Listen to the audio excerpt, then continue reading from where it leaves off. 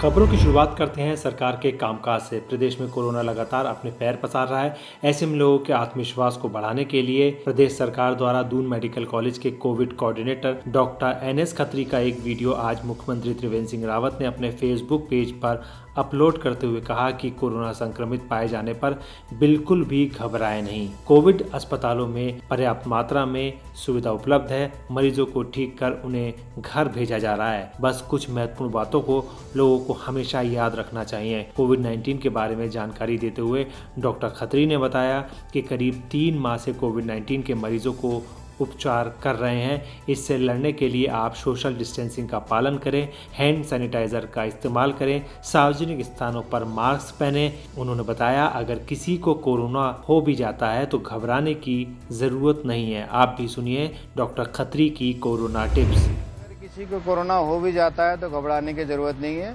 Hospital में सुविधाएं हैं। आप अपना इच्छा शक्ति दिखाइए, अपनी इम्यूनिटी मेंटेन रखिए, डॉक्टरों का कहना मानिए।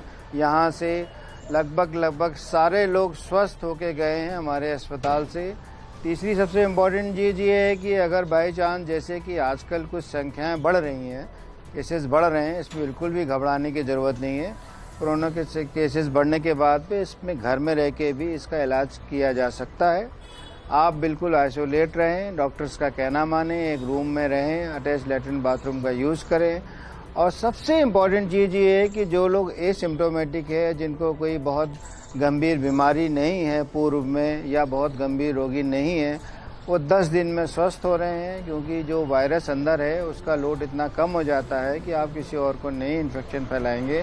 इसलिए मेरी आप लोगों से अनुरोध है कि बिल्कुल भी मत घबराएं। खबर व्यापारी और व्यापारियों के सरकारी कामकाज से जुड़ी हुई। नैनीताल जिलाधिकारी सबिन बंसल ने लोगों के व्यापार और व्यापारियों के साथ आ रही समस्या को देखते हुए कई निर्णय लिए हैं। इसी बात को लेकर उन्होंने शासन से जारी आदेशों के क्रम में जनपद के सभी कार्यालय 1 जून से सोमवार से प्रातः 10 बजे से साढ़े 5 बजे तक शासकीय कार्यों के संपादन हेतु खोले जाने का आदेश जारी कर दिया है। उन्होंने बताया कि शासकीय कार्यालयों में समूह का और खा के अधिकारीगण 100% उपस्थित होंगे तथा समूह गा और घा की उपस्थित 50% सुनिश्चित होगी।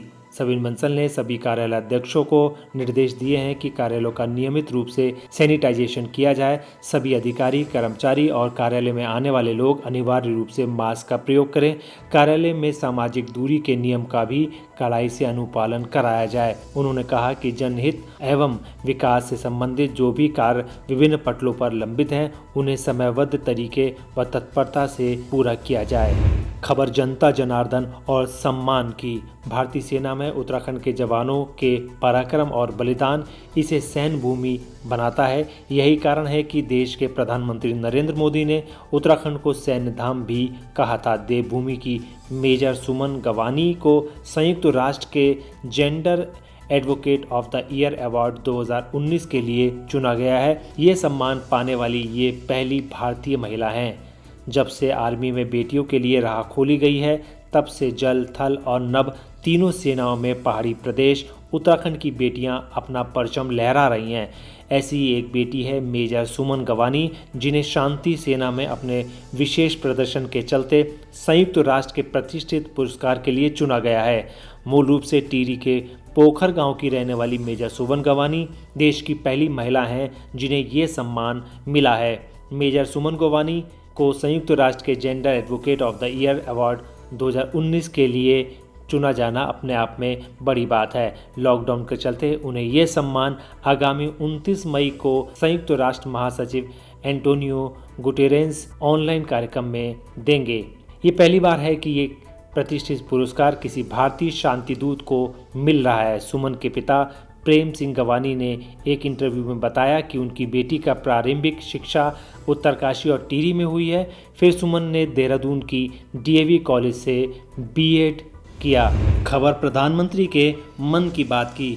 कल प्रधानमंत्री नरेंद्र मोदी ने देशवासियों से मन की बात की है। उन्होंने कोरोना काल को देखते हुए अपने इस कार्यक्रम में संबोधित करते हुए कहा कि भारत में पूरी मजबूती के साथ कोरोना वायरस की लड़ाई जारी है। लोगों से अपील करते हुए उन्होंने कहा 2 गज की दूरी के नियम में जरा भी वो ढील न बरतें। इसके अलावा PM मोदी ने कहा कि हर जगह लोगों ने योग और उसके साथ साथ आयुर्वेद के बारे में और ज़्यादा जानना चाहा है उससे अपनाना चाहिए। कितने ही लोग जिन्होंने कभी योग नहीं किया वो ऑनलाइन योग क्लास से जुड़े हैं। देश में करोड़ों दशकों से एक बहुत बड़ी चिंता में रहते आए हैं, अगर बीमार पड़ गए तो क्या होगा। इस चिंता को दूर करने के लिए ही करीब 1.5 साल पहले आयुष्मान भारत योजना शुरू की गई थी।